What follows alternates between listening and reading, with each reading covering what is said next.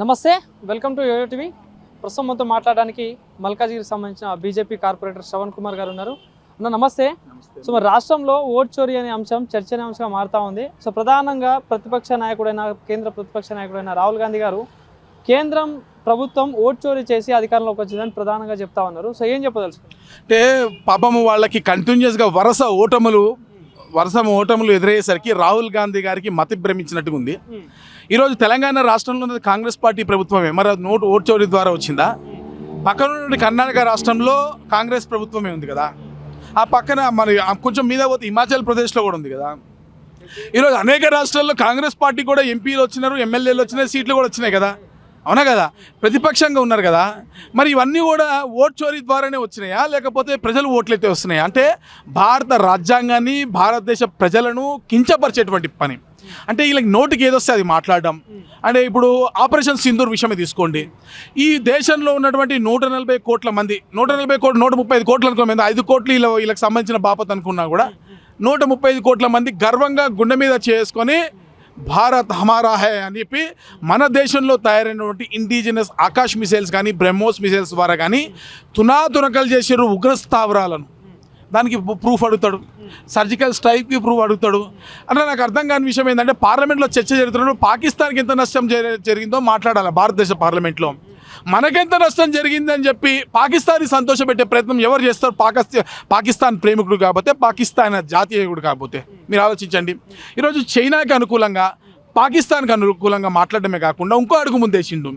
ఒక ఈ international joker అయినటువంటి ట్రంప్ గారు, ఆయనకి నోబెల్ బహుమతికి సహకరిస్తలేనటువంటి ఏకైక ట్రంప్ కొనసాగంలోనే కేంద్ర ప్రభుత్వం మోడీ గారు పనిచేస్తా ఉన్నారంటూ మాట్లాడుతూ ఉన్నారు. అంటే మరి రాహుల్ గాంధీకి రాత్రి వచ్చి చెప్పిండేమో చెవిలో, మాకు తెలియదు. రాహుల్ గాంధీకి ఆయన ఇద్దరు కలిసి పడుకుంటారు. నాకు తెలిసి రాహుల్ గాంధీకి పెళ్ళిగాలే కదా, ట్రంప్ గారు వారిద్దరు కలిసి పడుకుంటారేమో, నాకు తెలియదు వాళ్ళిద్దరు కలిసి. మరి వాళ్ళిద్దరు చెవిలో రాత్రిపూట పడుకునేటప్పుడు కబుర్లు ఏమన్నా చల్ల గాలిలో ఏమన్నా చెప్పుకున్నారేమో.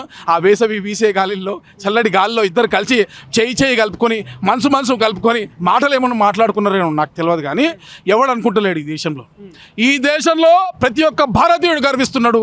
భారతదేశము ఈరోజు ఇండిజినస్ మిసైల్స్ తోటి పాకిస్తాన్లో ఉన్నటువంటి ఉగ్రస్థావరాలను తునాతునకలు చేసింది. ప్రతి భారతీయుడు గర్విస్తున్నాడు. నువ్వెందుకు గర్విస్తలేవు? నీకేం రోగం వచ్చింది? నీకేం మాయదారి రోగం వచ్చింది? ఈ భారత పార్లమెంట్లో కూర్చొని పాకిస్తాన్కి ఎంత నష్టం జరిగిందో పక్కన పడేసి మన ఏరోప్లేన్లు ఎన్ని పడిపోయినాయి పదే పదే పదే పదే అడుగుతున్నావు కదా. సిగ్గు అనిపిస్తలేదా? నాకైతే కడుపు మండుతుంది. ఈరోజు చీఫ్ ఆఫ్ ఎయిర్ డిఫెన్స్ అంటే ఎయిర్ ఫోర్స్ యొక్క చీఫ్, డిఫెన్స్ యొక్క చీఫ్, వీళ్ళిద్దరు చెప్పారు. ఇవి కాకుండా పార్లమెంట్లో కూర్చొని మన హోంమంత్రి చెప్పిండు, ప్రధానమంత్రి గారు చెప్పారు, రక్షణ మంత్రి చెప్పారు, అనేక మంది చెప్పారు. నీకు నమ్మకం లేదు, మన వాళ్ళ మీద, మన ఆర్మీ మీద నమ్మకం లేదు, మన నాయకుల మీద నమ్మకం లేదు. కానీ పాకిస్తాన్ నీ చెవిలో చెప్పిన దాని మీద నీకు నమ్మకం ఉంటుంది, చైనా నీ చెవిలో చెప్పిన దాని మీద నమ్మకం ఉంటుంది. ఎవరిని సంతోషపెట్టడం కోసం ఈరోజు రాహుల్ గాంధీ మాట్లాడుతున్నాడు. ట్రంప్ ఈరోజు ప్రపంచంలోనే 3rd లార్జెస్ట్ ఎకానమీ అవ్వబోతున్నటువంటి భారతదేశం, 4th లో ఉన్నాం. జర్మనీని ఓవర్టేక్ చేసి త్వరలోనే 3rd లార్జెస్ట్ ఎకానమీ కాబోతున్నాము. ఇటువంటి భారతదేశం పట్ల డెడ్ ఎకానమీ అని మాట్లాడితే, డెడ్ ఎకానమీ అంటే ఒక బాధ్యతాయుతమైనటువంటి ఒక ప్రతిపక్ష నేత ఇండియా ట్రంప్ చెప్పింది కరెక్టే, మాది డెడ్ ఎకానమీ అని ఒప్పుకున్నాడు అంటే సిగ్గుపడాలా, సిగ్గుపడద్దా? ఇటువంటి ఇంపాక్ట్ అంటే ఇక్కడ ఉన్నటువంటి వ్యాపారస్తులకు, ఈ దేశంలో ఉన్న యువతకు, ఇక్కడ పనిచేసే వాళ్ళకి, ప్రజలకు ఎటువంటి స్ఫూర్తి వస్తుంది? మీరు ఆలోచించండి. బాధ్యతాయుతమైనటువంటి ఒక ప్రతిపక్ష నేత భారతదేశం మీద అభాండాలు పడుతుంటే అడ్డం నిలిచి, ఆ రోజు అటల్ బిహారీ వాజ్పేయి అధికారంలో ఎవరున్నది చూడలే, భారతదేశం మీద ఒక మిసైల్ వస్తే అడ్డం నిలబడ్డాడు. నా తర్వాత నా దేశ ప్రధాని దగ్గర పోవాలన్నాడు ఆయన, అన్నాడా లేదా? ఆ రోజు కాంగ్రెస్ పార్టీ ప్రధానమంత్రి అయినటువంటి ఇందిరాగాంధీ గారికైనా ఇంకోళ్ళైనా వాళ్ళ జోలికి విదేశీయులు వస్తే అటల్ బిహారీ వాజ్పేయి అడ్డం నిలబడ్డాడు. నా దేశంలో నా ప్రధాని దగ్గరికి వెళ్ళాలంటే నన్ను దాటుకొని పోవాలని మాట్లాడినటువంటి పరిస్థితి. ఈరోజు కాంగ్రెస్ పార్టీలో శశిధూర్ నాయకులు ఉన్నారు. అరే చివరికి అసదుద్దీన్ ఓవైసీ అండి, నా జీవితంలోనే షాకింగ్, ఎవరు దేశ ప్రజలు నమ్మలేని పరిస్థితి. అసదుద్దీన్ ఓవైసీ కూడా చివరికి ప్రపంచవ్యాప్తంగా డెలిగేషన్లో వెళ్ళి ఈ దేశం గురించి మాట్లాడి వస్తున్నటువంటి సందర్భంలో రాహుల్ గాంధీకి ఏమవుతుంది ఈరోజు? అంటే భారతదేశంలో అన్ని వర్గాలు ఏకమైనాయి కదా, ప్రజలందరూ ఏకమైనారు కదా, ఈ దేశం వైపు నిలబడ్డారు కదా. నువ్వు మాత్రం పదే పదే భారతదేశాన్ని కించపరిచే ప్రయత్నం ఎందుకు చేస్తావు? నువ్వు ఈ దేశాన్ని డెంటెగ్రామ్ అంటున్నావు, అంతేకాదు ఓటును ఇది కూడా అంతే. అంటే విదేశీ గడ్డల మీద కూర్చొని భారతదేశంలో ప్రజాస్వామ్యం అంతరించిపోయిందని పదే పదే కేకలు పెట్టి రాహుల్ గాంధీ గారు 100 చెప్తే నేను కాంగ్రెస్ పార్టీ చేసిన దాష్టికాలు దారుణాలు. అక్షయ్ చిన్ ఎవరి దగ్గర పోయిందండి? మీ ద్వారా చెప్తున్నా ఈరోజు ప్రేక్షకులకు, ఈ దేశ యువతకు మరొక్కసారి గుర్తు చేస్తున్నా, అక్షయ్ చిన్ ప్రాంతాన్ని చైనా ఆక్యుపై చేస్తే దాదాపు 60,000 స్క్వేర్ కిలోమీటర్స్ అనుకుంటా చేస్తే ఆయన మన పార్లమెంట్లో త్యాగీజీ ఉండే, ఆయన పోయి అడిగింది నువ్వు ఎప్పుడు దీన్ని రిటర్న్ తీసుకుంటావు అని అడిగితే నెహ్రూ గారు ఎప్పుడు అడిగిన అన్నానంట, అంత బంజర్ భూమి, ఆ బంజర్ భూమి మనకెందుకు పోతే పోని అనంట. అప్పుడు ఆయన బట్టతలు చూపించి ఇంకో ఇది కూడా దీని మీద కూడా వెంట్రుకలు ముడుస్తలేదు, ఇది తలగో తీసేయమంటావు అని అడిగిరాడు. ఇది నిజము, ఆన్ రికార్డ్ చెప్పింది కాదు.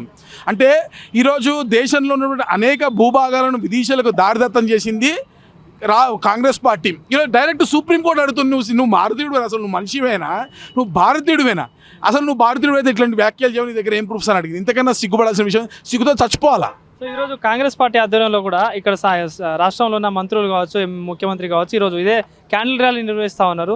ఓట్ చోరీ అనేది జరుగుతుంది ప్రధానంగా అని చెప్పేసి ఈరోజు ఇక్కడ ఇదే ప్లేస్లో మళ్ళీ సాయంత్రం నిర్వహిస్తూ ఉన్నారు. ఏం చెప్తారు? చాలా సంతోషము.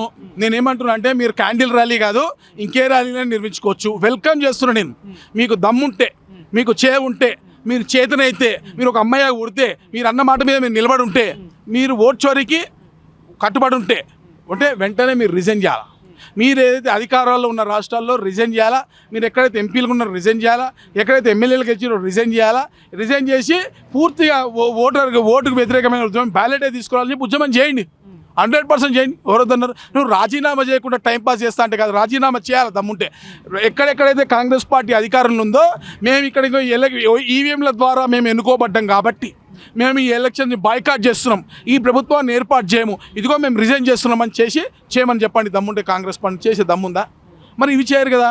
నీకు చేతనైతే పూర్తిగా అసలు మేము ఎలక్షన్స్లో పార్టిసిపేట్ చేయం, బ్యాలెట్ పెట్టే వరకు అని చెప్పండి. అది కదా ఉద్యమం. నేనుంటే అట్లా చేస్తా.